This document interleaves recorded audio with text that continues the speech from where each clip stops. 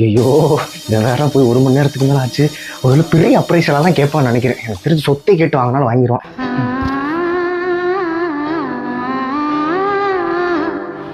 இந்த வருஷம் நல்லா பெர்ஃபார்ம் பண்ணியிருக்கோம். கண்டிப்பாக நல்ல அப்ரைஸ்லாம் கிடைக்கும்.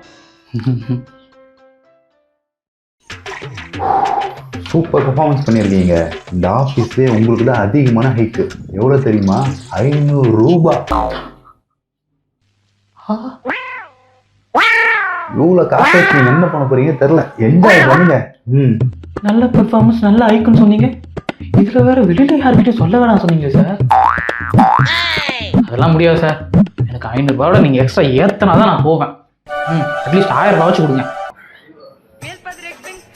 அனல் பறக்குது, அனல் பறக்குது. 1.25 மணி நேரம் ஆச்சு. கண்டிப்பாக 25,000 ரூபா.